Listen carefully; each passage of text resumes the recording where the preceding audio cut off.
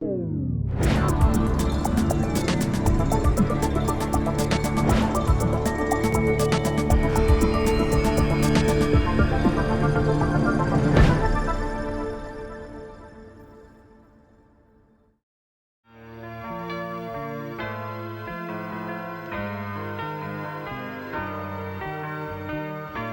to all you listeners. I'm Ivey of Fuki Cafe, and joining me in conversation is Carolyn Baker from the new Lifeboat Hour and Zhiwa Woodbury of Planetary Hospice. Thanks for joining me this morning. Thanks for having us. Well, we have increased the pressures around us since we last spoke. And it has come to my attention that we've got a variety of behaviors that I'm observing out there that look like indicators of psychological stress. To say the least. Yeah, that's an understatement. So we know that we have a lot of pressures from various quarters. We've got, things unraveling right, left, and center, political systems, agricultural systems, climate systems. And all of these are totaling up to have created huge, huge stressors. So I know that some of the things that I'm seeing are kind of exaggerated and unusual behaviors in people. Zhiwa laughs.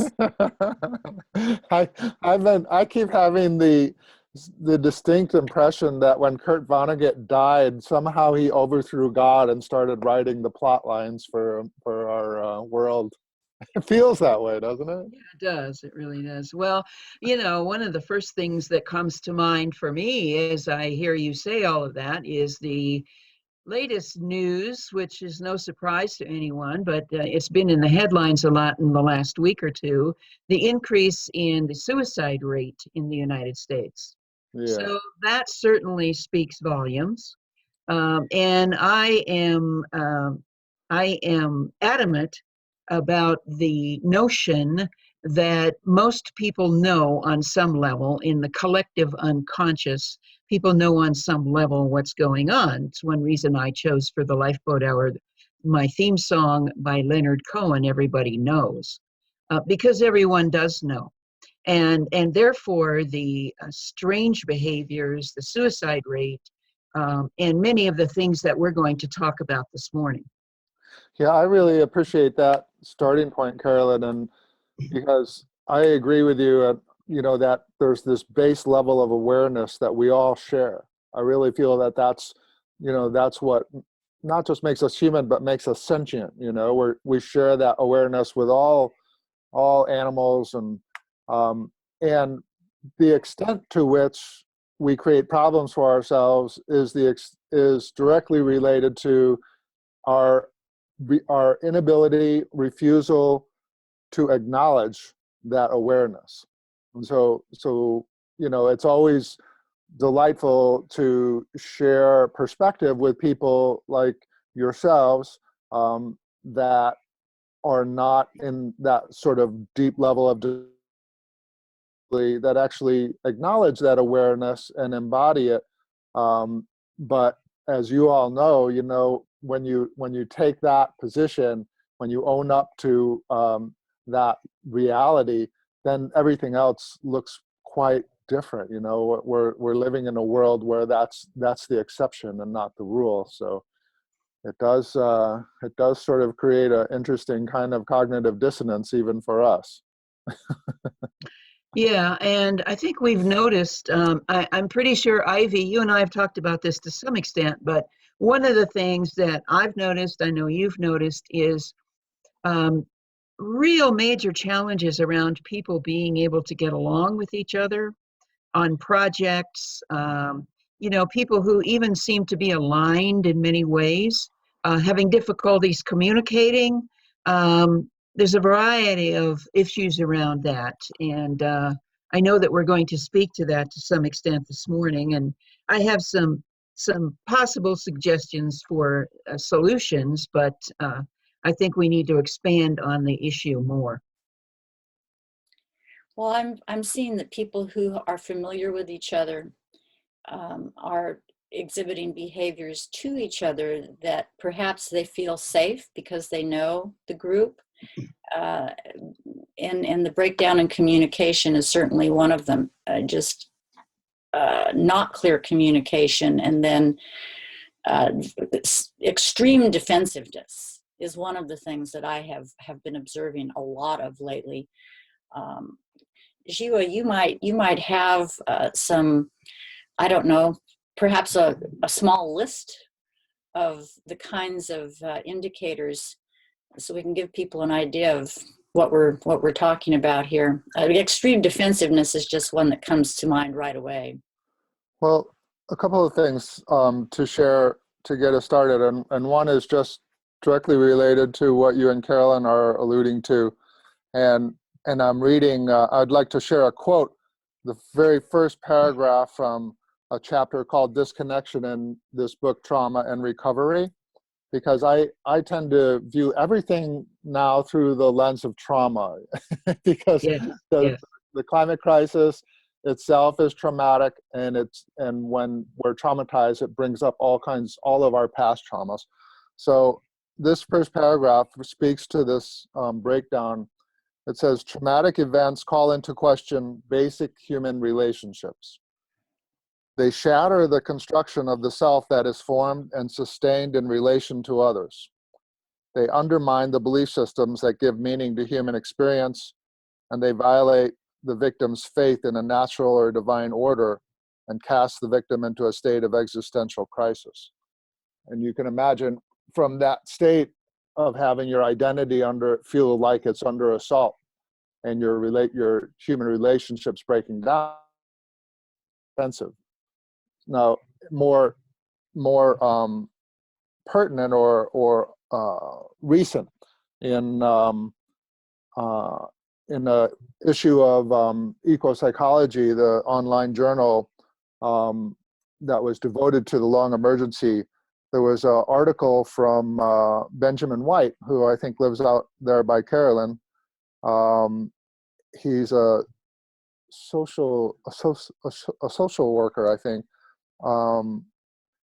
and he coined a term that I find really interesting. He calls it climate change mentality, and he says the residue of traumatic experiences from our past becomes present when we encounter anything that may be traumatic or threatening. Therefore, trauma is quite alive in our relationship to the natural world itself and to the climate crisis in particular. And this, when we're traumatized and our past traumas come to the surface, it triggers all of our defense mechanisms, and those include fear, obviously, vigilance, aggression, and dissociation. And I think those are sort of the main parameters of pretty much what we're going to be talking about today. Zhiwa, I believe you were reading from Judith Herman's book. Yes. Maybe you could hold it up and just show folks, because I think it's a really valuable book, Trauma and Recovery, Judith Herman. And another person I'd like to recommend is Peter Levine. You can watch a number of Peter Levine's videos on YouTube, Levine, Peter Levine, founder of Somatic Experiencing here in Boulder, Colorado, a few years ago. And he talks a lot about, how trauma really amps up the animal behavior in all of us. And I think this defensiveness is an indication of, we feel in trauma like animals under attack. And so we have to defend and claw and hiss. And I think it's a good thing for all of us to be familiar with trauma and to read Judith Herman's book and listen to Peter Levine and other people who are trauma experts, because we can learn a lot about our dysfunctional behavior and take some steps in the direction of correcting it if we're familiar with that information.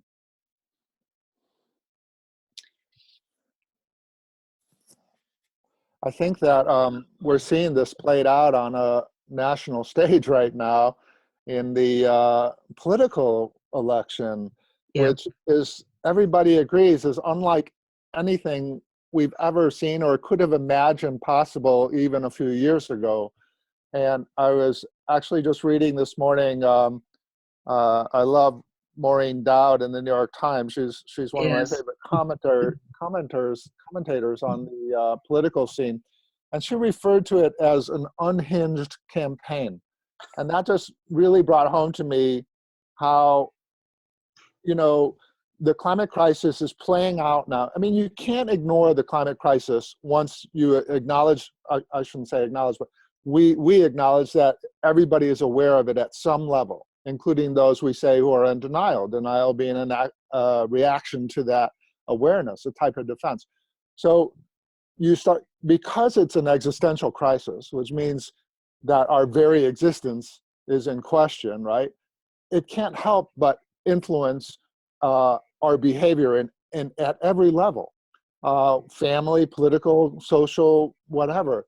And so all of a sudden we've got this insane general election or lead up to the general election where to me it's fascinating because, from the positive standpoint, nobody would have imagined somebody like Bernie Sanders could have generated the kind of movement and excitement that he has.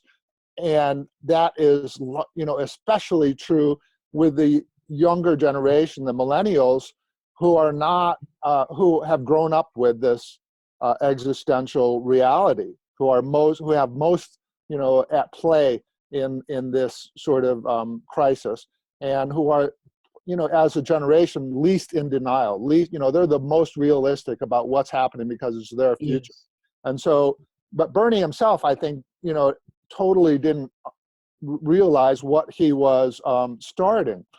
And I feel like, in times like these, Anima Mundi, the soul of the world, is calling forth people like Bernie Sanders, that are acting without actually being totally bonding to. But he, is very clear that in every speech he gives, that the climate crisis is the number one issue, and that's why his message resonates so deeply with so many people. And then he relates that to social justice issues, which is the only way that we're able to sort of make sense of the climate, our response to the climate crisis. But then, of course, on the flip side of that, you have Donald Trump. And to me, I speak a lot and think a lot about this idea of cultural trauma, that, that the root of the climate crisis is in this, the deep soil of our own traumatized culture. And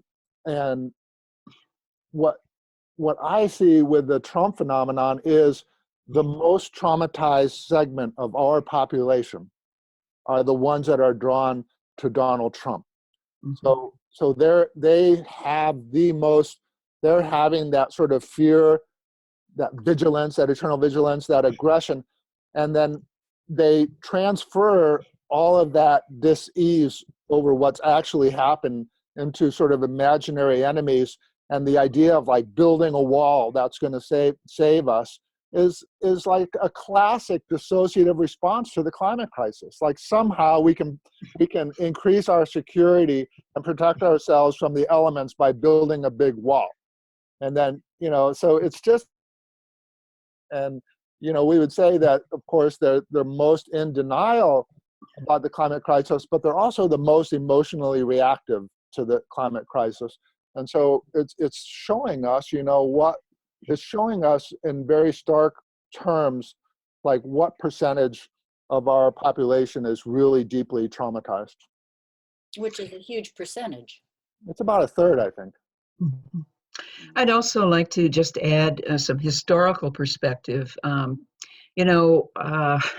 Throughout history, it seems that as a society, any society is unraveling, that people become more bizarre and the choices they make politically become more bizarre. I began writing about this in 2007 with Sacred Demise, my first book on collapse. And, you know, we can predict that people are going to become madmen themselves and then choose madmen to so-called govern them. And the more we spiral down as a culture and all of our institutions collapse, politics right up there with education and the environment and all the other institutions, we should just not be surprised. I mean, this is new and it's different, but it's not surprising given where we are historically and environmentally. Well, the question, Carolyn, of where we are as a species, you know, from an evolutionary standpoint, because we're not the same people we were back in the 30s, you know, or the 19th century. And the fact of the matter is that the people that support Donald Trump are a minority. You know, they might be very vocal and they're a minority. And I, you know, I think that, you know, a majority, if you took a poll, included everybody, Republicans, Democrats, and independents, you know, that the majority of people probably supports Bernie Sanders. So we're sort of in one of those interesting dynamics. And then you have you know, it's interesting. I feel like we're broken down into three segments right now. And it's like those who are looking to the past, you know, to make America great again. That's like the classic traumatic response of like regressing back to childhood and the father figure and all that. So those are clearly the most traumatized. On the other end of the spectrum, you have people that are looking forward in a constructive way and saying, wow, we've got to do something. We've got to change everything, you know, and we need to change it at a very fundamental level. And, you know, that's sort of that's other third, I would say, of the population that is forward looking like that, and the most of the millennials. And then in the middle, you have those that are just like clinging to the status quo, that are just looking at the present and saying, my life is fine right now, and I'm happy with the way it is, and I just want it to not change, you know? I want to stop things from changing because changing is scaring me. And those are the people that are sort of like, I think, sort of cling to, you know, the status quo conventional candidate like Hillary Clinton. And or we want the first woman president. Wouldn't that just be wonderful? Yeah, without regard to who it is, like Yeah. let's resurrect Margaret Thatcher from the grave and bring her exactly. in. Yeah. Yeah. But the other thing I wanted to point out about that, you know, the counterpose to the Donald Trump folks that are most in denial, is the sort of acceptable form of denial, which is embodied in the Paris Accords. You know, this idea that we came together as a global community, we acknowledge the seriousness of the problem. We even acknowledge the parameters of that we have to work within, like 2 degrees. Probably we don't want to get to 2-degree average rise Celsius in global temperature. So we identify 1.5 degrees as sort of like the goal.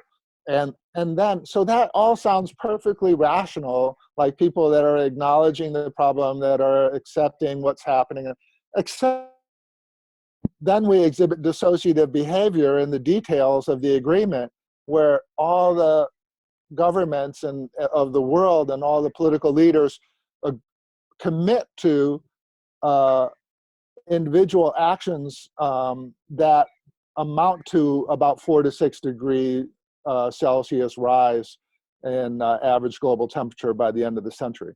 So it's this classic dissociative behavior, which also is very indicative of the fact that we're dealing with traumatized species. And as much as I do not want to say this, I have a terrible feeling that Trump is going to be our next president. I feel that trauma is going to win here. for whatever reasons. And, whether it's because people really are choosing him or it's because of rigged elections, I think about voting and I think, well, that's a crapshoot because, who knows if your vote's going to get counted. There's been so much questionable stuff happening now. And, I thought that was all behind us in the 2000 election, but it's alive and well, apparently. Well, how predictable has this election season been, Carolyn? Not very. Not very predictable, right? So I'll give the hopeful alternative to your dystopian near-term future. Yeah, fine. Because I'm probably going to end up, eating these words, but I keep having, I'm an optimist at heart, and I keep having the sense that the soul of the world is what's actually demanding radical change, and so I actually and I also have training as a lawyer, and I've been following very closely all the litigation and information surrounding the FBI investigation. So as the advocate for the earth here, as the attorney for Anima Mundi, I actually believe that that Hillary is not going to end up being the Democratic candidate. I think that that probably this month, or certainly before the election, that she's going to, they're going to have to appoint a special prosecutor when the FBI makes its recommendations. The Democratic Party is going to realize that this would be suicide to run her against Trump when she's under indictment. And either Bernie Sanders will end up being the nominee, in which case he will win by a landslide. Agrees that in a Sanders-Trump general election, Sanders would clearly win, or they're going to end up trying to foist Joe Biden on us. But even Joe Biden, I think, would probably beat Trump.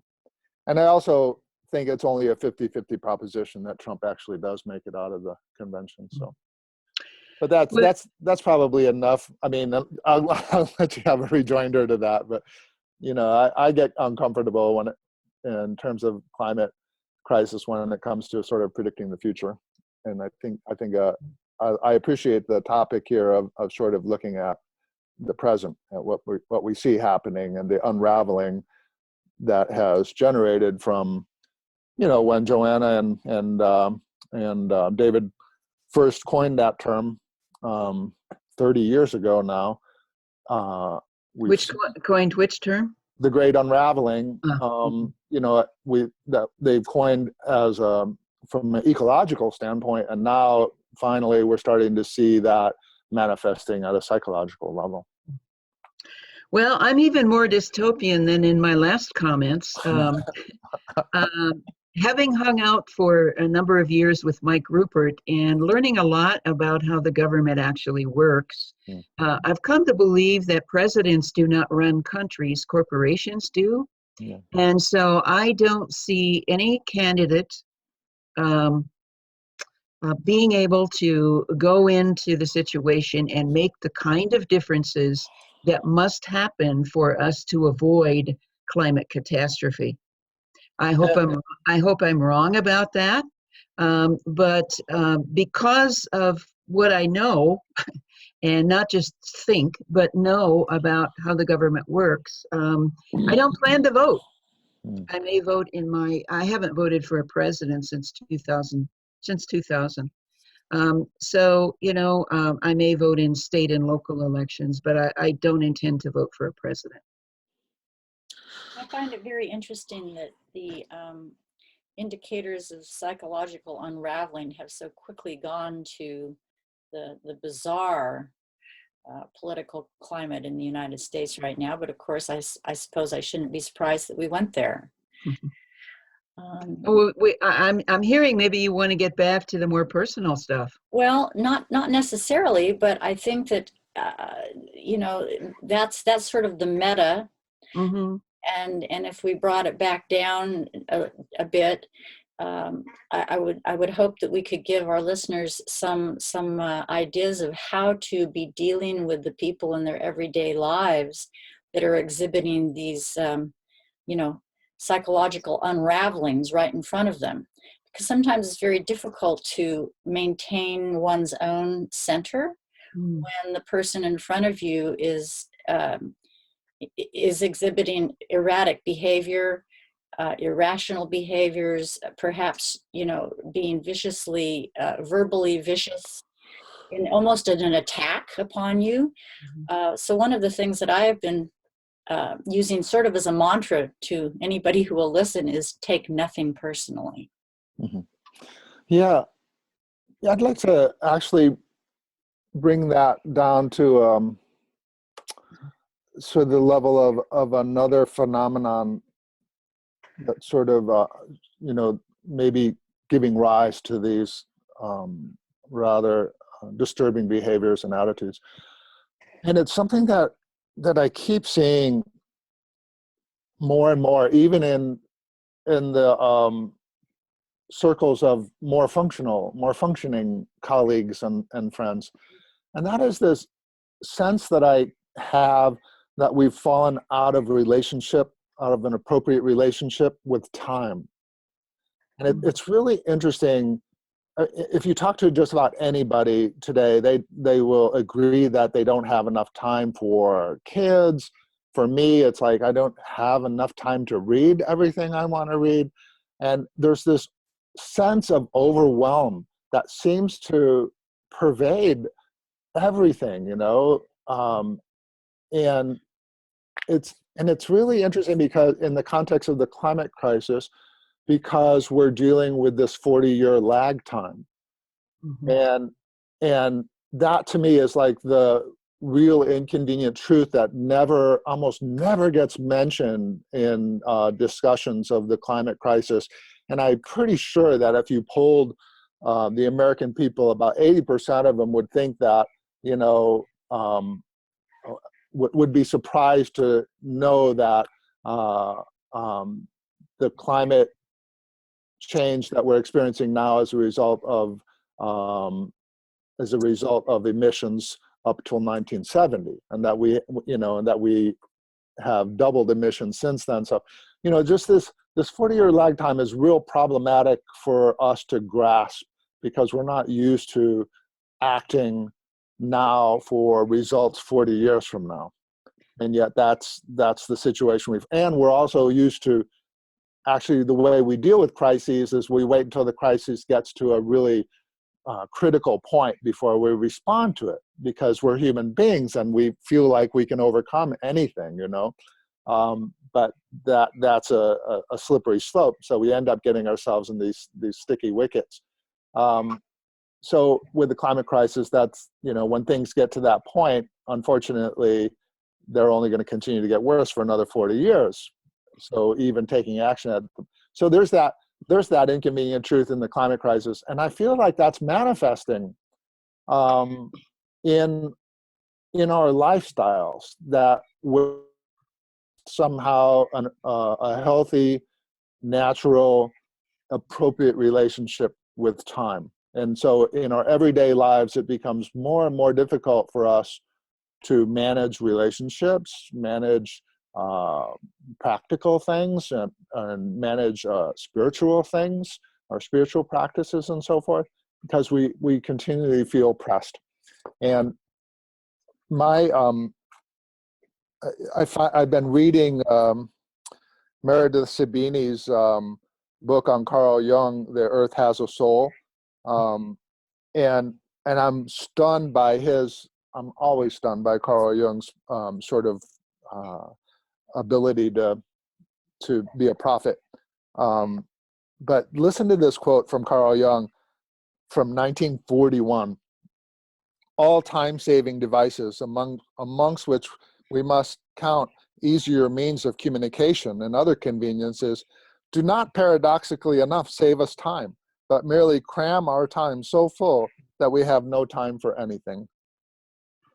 And then he goes on in another place he said, reforms by advances by new methods or gadgets, which of course is the time we live in, right? I mean, we are right now, our time is most defined by our gadgets, our smartphones and everything else, are of course impressive at first, but in the long run, they are dubious and in any case paid for dearly.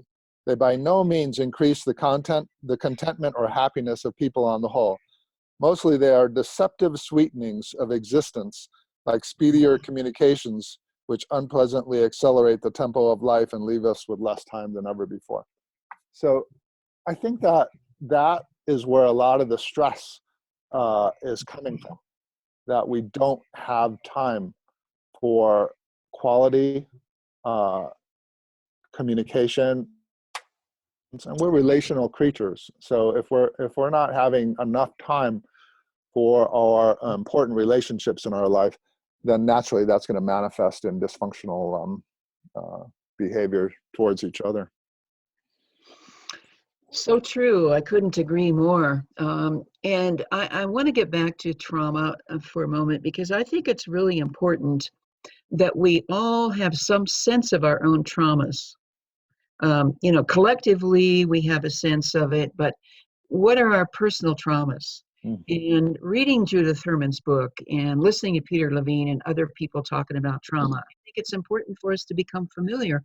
What are my traumas that get triggered in human relationships? Because they do. Mm-hmm. I would even suggest that we all ought to be understanding that on some levels, to lesser or greater degrees, we're all walking around with PTSD.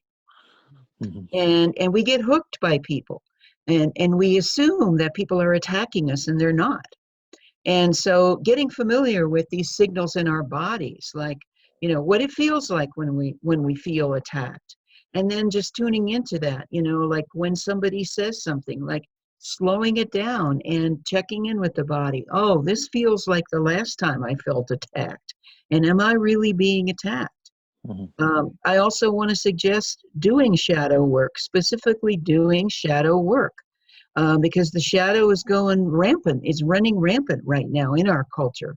My book, Dark Gold, The Human Shadow and the Global Crisis, has a lot of practical tools at the end of each chapter for each of us to do that work. We don't have to be in Jungian therapy for 25 years. There are little things we can do. Ivey and I are doing a series right now, a 3-part series on first aid for cataclysm, and some of the ways that we can take care of ourselves to help us be less traumatized and less triggered by other people. It's easy to say don't take it personally, and I think that's a good probably first aid tactic. But I also think we need to go deeper than that and really look at why we get so reactive so easily. I'd like to hook that, Carolyn, back to what he was speaking of just before, because I think that the devices that we're so addicted to, and that impact that those time-saving things have had on us being, having that sense of just being in a pressure cooker and not having enough time to do things. It's sort of like this vicious cycle until one gets to a place where one can say, I'm not turning the computer on this weekend. I'm taking that break. Or they put their phone on vibrate in their purse, in their pocketbook, in their bag, whatever, and don't answer it just because it rings. To cultivate a detaching from those mechanisms, those devices that are gobbling up our quote unquote time, and giving ourselves that spaciousness to be able to even connect with, how am I feeling? What did that person, just say that caused my heart to start pounding faster? You can't be in touch with your own body and your heart and mind when you've got a cell phone and a computer and a pager and, all that stuff. Somehow, how do we convey to those around us the notion that disengaging from that actually will, that being all of these electronic devices, that disengagement will afford us the ability to reconnect with ourselves and be able to handle the stressors more effectively. I'd like to offer a slightly different perspective on that, because I also feel that we have this paradox that without this new form of interconnection and interdependent and interpenetrating interdependence, which is what we're talking about with the internet, what we're taking advantage of right now, you know, in technology. You know, I think that we have this tendency to always go one or the other, you know, and go from extremes. And so a lot of eco-psychologists even, you know, see technology as the devil, and so they don't participate on, you know, Facebook and whatever. And, you know, and I feel like, wow, you know, that's the only way change happens in this world. And so when I say we're out of relationship to time, I'm not necessarily saying, well, let's see. You know, the way change happens is through chaos. The way critical change happens, which is what we need now, critical change, is that things get so disordered and confused, and then all of a sudden there's no choice but to reorder, and, you know, at a higher level. And that's actually a Nobel Prize winning theory. The Prigogine's theory of dissipative structures is like, that's how all change happens, right? So the relationship is what I'm talking about, more than like a solution to, you know, technology, or a solution to you know, throwing our smartphones away. For me, and let me just give you a personal anecdote. There was a period in my life when I was living in Montana where I was basically a workaholic, which is really shocking for me to admit, because I've always been a basically lazy person. But there was a time where I couldn't say no. I was defending national or wildlife and national forests, and suing, you know, like a dozen forests in 4 different states. I had no time to take off, right? I mean, I didn't take off weekends. I didn't, you know, I was lucky to get away backpacking once in a while. But at the same time, I was a committed Buddhist, a committed Dharma practitioner. And I was struggling with finding the time to meditate in the morning, which was the basis of my practice, at the end of the day, and even like in the middle of the day. And I was like, I can't, you know. I made a decision at some point that, you know what, my Dharma practice is the most important thing to me. Even though my profession and what I'm doing for a living is really important, I am going to give priority to my meditation practice. And at that point, I started meditating 4 hours a day. And I was like, I don't care if everything else in my life suffers. If my legal practice suffers, so be it. This is the most important thing. And of course, you can probably predict what happened was my legal practice thrived, because of the time that I was taking for myself and in relation to my mind, which is to say in relation to all that is other. The quality of the time that I spent in my practice was immeasurably improved. I wasn't wasting my time anymore. And so I feel like that is actually the key for us individually. There are so many people, I bet, in today's day and age that feel like I just don't have time to establish a meditation practice. Or maybe I, you know, have time, 10 minutes in the morning or something like that. And that in this day and age, and with this critical situation that we're immersed in, we have no choice but to deepen our own spiritual containers and to really work assiduously at polishing that mirror and taking that hour in the morning and a half hour before you go to bed and an hour somewhere in the middle of the day to do contemplative practice, which can be a walk in nature. A lot of my meditation practice is like walking out in nature and doing my practice as I'm walking. And of course, I'm not going to tell people what their spiritual practices should be, but it needs to be contemplative. It's helpful if it's nature-based. And everything else, what I'm suggesting is that all the other things that we see as problems, whether it's people getting up in our grill or too many friends on Facebook or whatever it is, those cease to be problems. And our relationship with technology and with the climate crisis and with everything else improves the more time we spend on the cushion and in nature, like that contemplative. To me, that is key. That's the best thing that we can do to help resolve the climate crisis or get through the climate crisis. Thank you so much, Zhiwa, for that. I mean, that really is it. It's that coming back to relationship with ourselves and taking the time, because from that, the rest of it will come into its proper perspective, and we will give things weight or not weight from a different basis. Yeah, and speaking just for a moment as a Buddhist, in coming into relationship with ourself, the key to that is there actually is no self, and what we end up doing is coming into relationship to all that is other. Yes. When we really come into relationship with ourselves, we find everything that is other. Our self is made up of everything that is other. And so that's why it's so helpful then to get up from the cushion and go back into relationship with everything else, because you're already sort of there. You're not seeing that separation that creates all of our problems and suffering. Yeah. Well, I want to thank you for that, Zhiwa, because I could not agree more with you. This is what I am constantly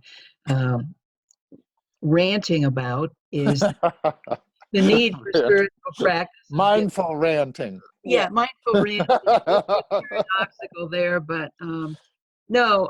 In an interview that I recently did with Andrew Harvey, he said something like, going into what we're dealing with, trying to cope with what we're dealing with in the world, is like going into a forest fire wearing a bikini.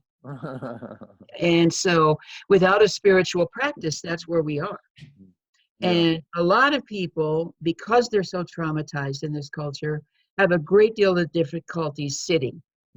Yeah. And so, that takes some time to get used to if you have a great deal of difficulty sitting. But I'm so glad you talked about the walking meditation practice, because that's where a lot of people should start if they have trouble sitting. But you've got to have something. You've got to have a spiritual practice of some sort. And you're absolutely right. It's eventually all about getting beyond this ego and getting into connection with everything. So, yeah, thank you for the spiritual practice piece, because I see that as the most important. And the other thing I'd like to share that I think is directly relevant to what we're talking about today is that keeps people from sitting on that cushion, just getting in touch with their own trauma, their inner woundedness, and what that's about. It's an understandable fear, of course, but it's also a type of avoidance that we can consciously overcome. And the thing about that fear is that there's no good basis for that fear, and this is an individual. This is a sort of an individual lesson I'd like to share that is a metaphor for what's happening in the world. I got in over my head with a lot of spiritual practices when I was in my early 30s. And I ended up basically having a complete breakdown, right?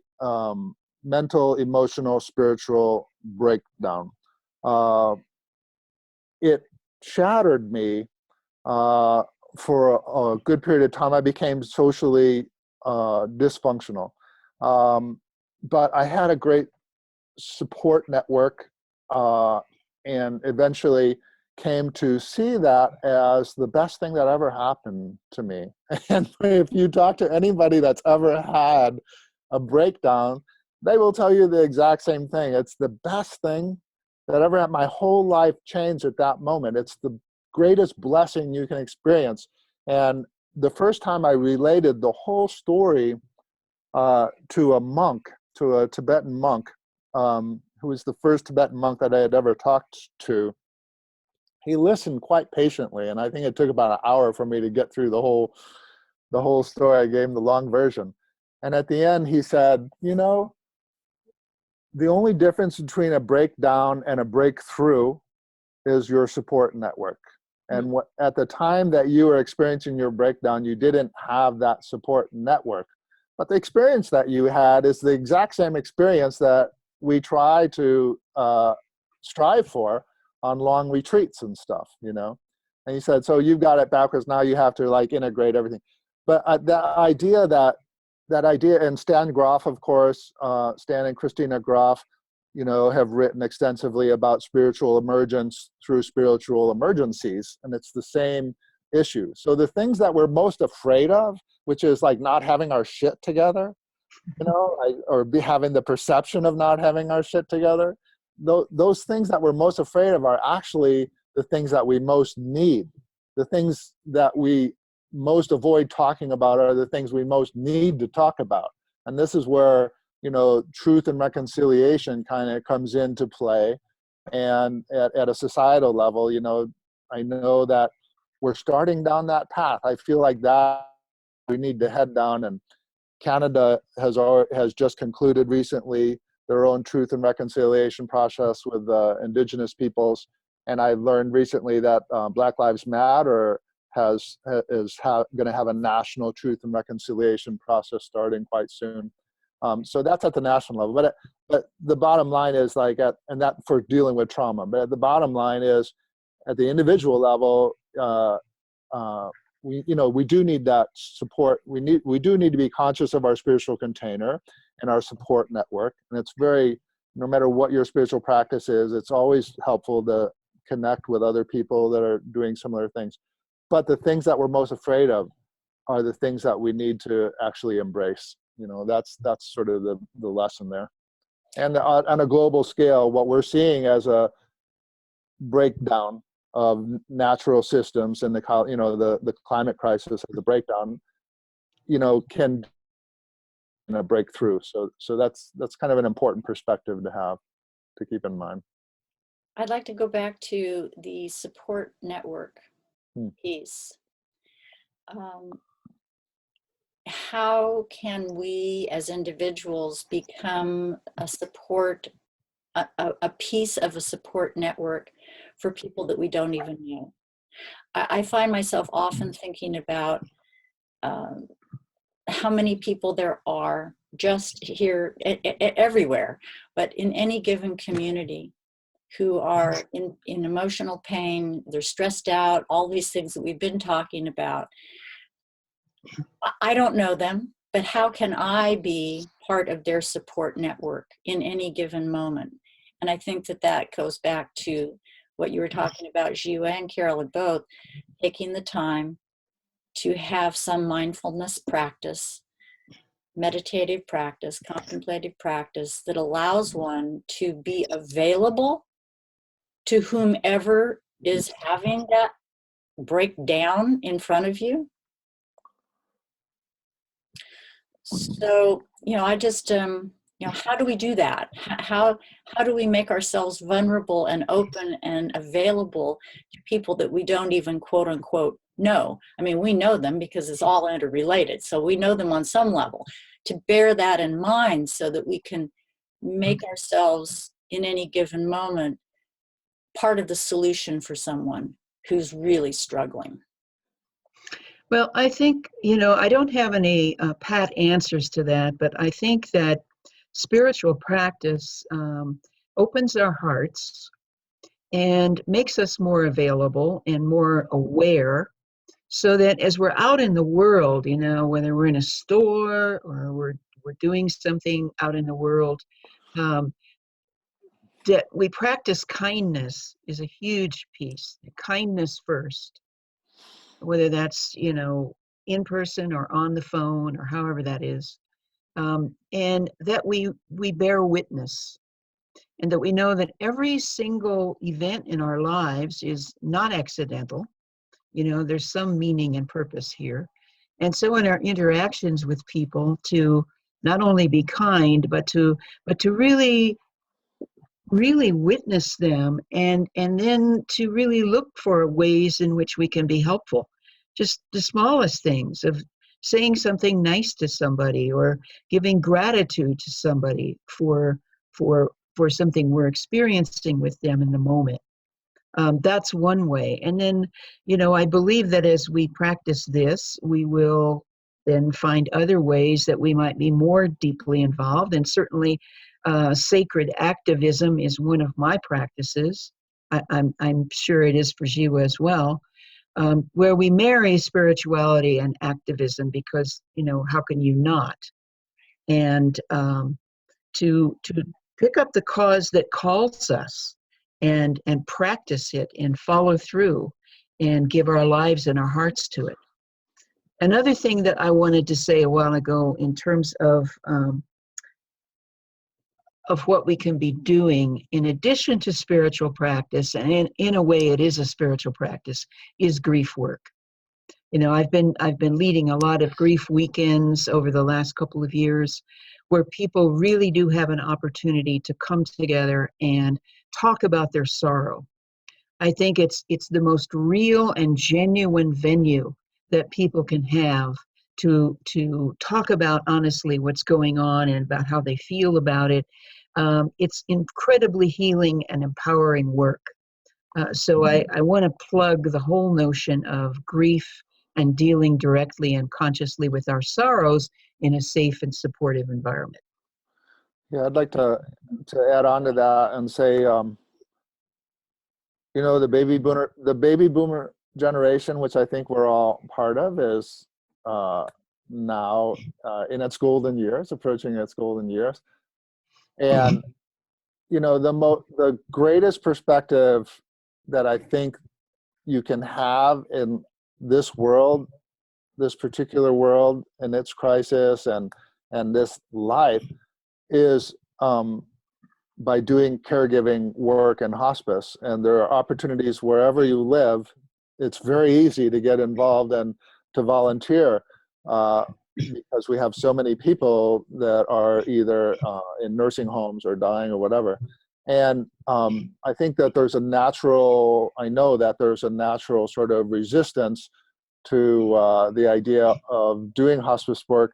And the thing that everybody who has overcome that resistance will tell you is that it's one of the most joyous things. It not only gives incredible perspective to your life to spend a few hours a week with a dying person, but it also ends up increasing joy immeasurably in your life. And it's a really beautiful, mystical kind of thing, because people at the end of their lives are more real than everybody else. They have no more reason to put up pretense or anything like that. And so I think that I really feel that's a very practical, for people who say, oh, I don't know about spiritual practice, I don't really love, do get involved with your local hospice, and that's a great entry point. But then getting back to Ivey's original question, I'll give a couple of pat answers. Which is, there are two basic types of meditation which you can easily research and find examples of online today.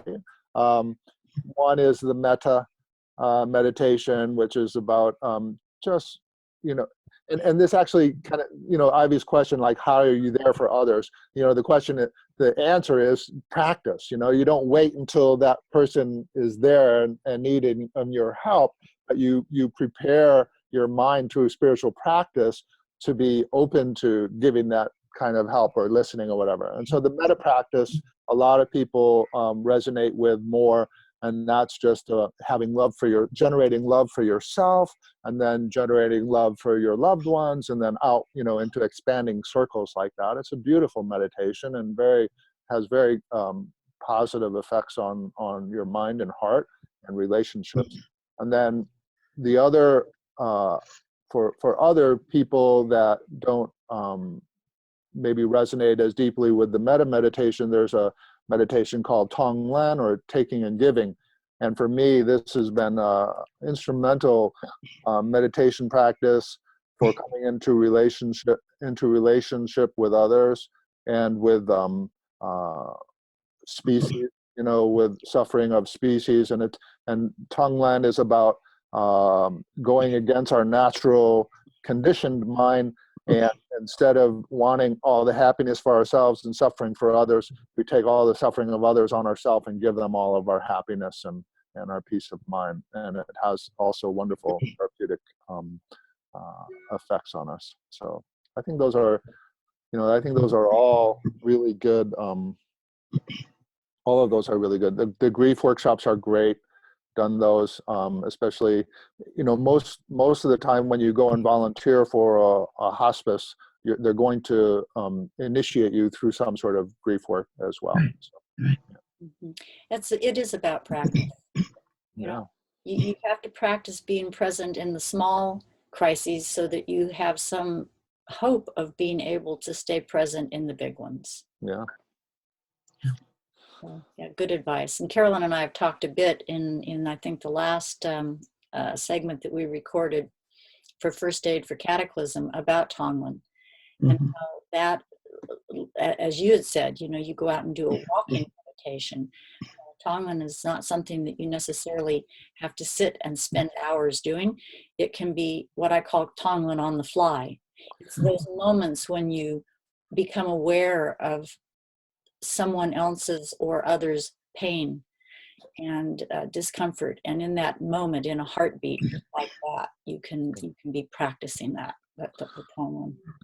Yeah, and His Holiness the Dalai Lama said something once that always stuck with me. Main reason that we do Tonglen is for our own mind and our own heart, to open ourselves up. But he said, if you have a strong karmic connection with the person that you're doing the Tonglen practice for, it can have a good benefit for them as well. Mm-hmm. Well, it's back to everything is interconnected. And it's all a seamless proposition in this universe. So what we do does affect the whole.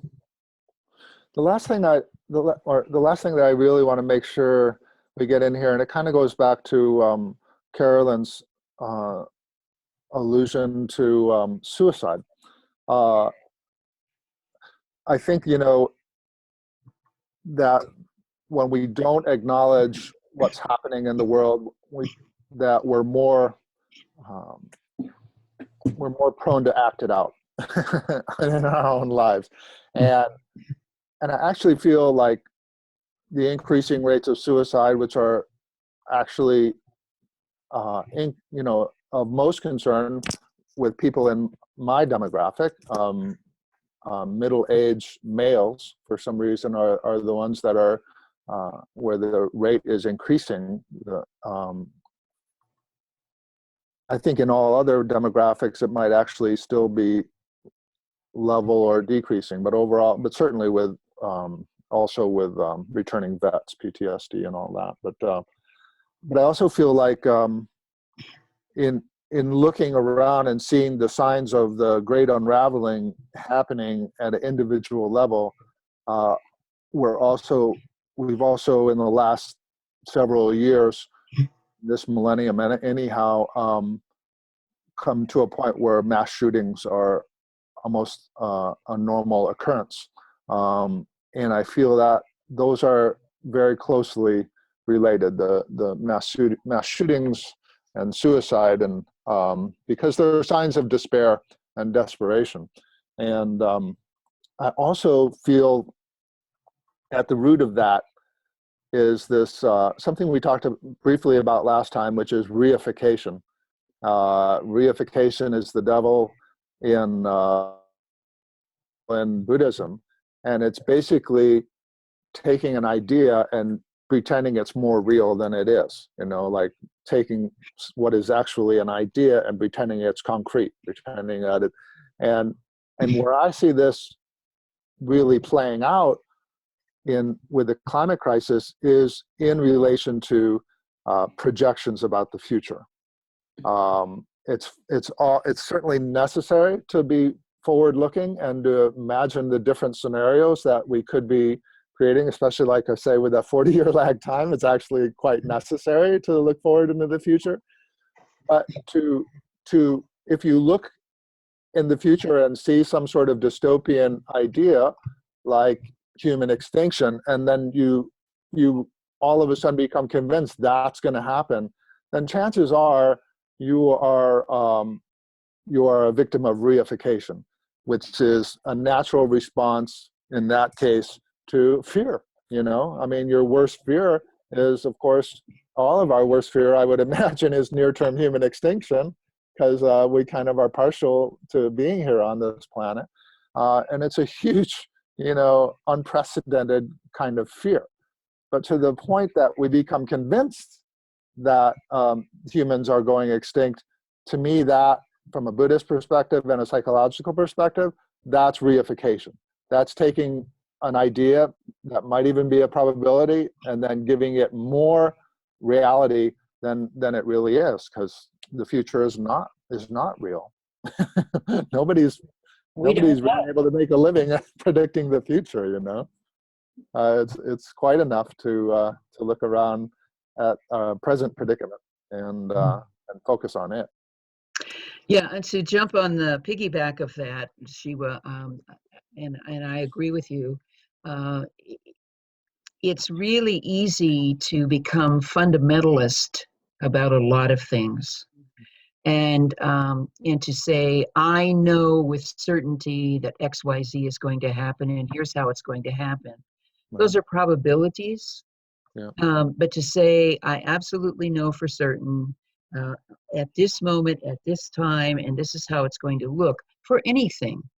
And then to fight for and defend that and be divisive to other people who don't agree with that is, I'm finding, just doesn't work for me.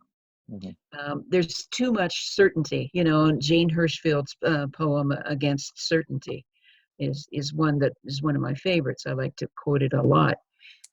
So we don't know. There's so much that we don't know. Everybody knows on one level, and everybody doesn't know on another level.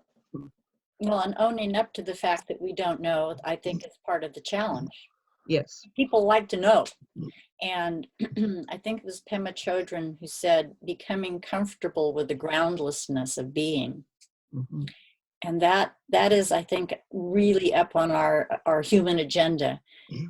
Learning how to embrace the notion that we don't know and that things are changing very rapidly, and become comfortable with the notion of just that groundlessness. Yeah. And that in itself is a spiritual practice. Indeed. Well, this has just been a delightful conversation, you two. It sure has been. Love it. Yeah, I'm so glad that we did this. Me too. Yes. And thank you to all the people who are listening now and who may share this.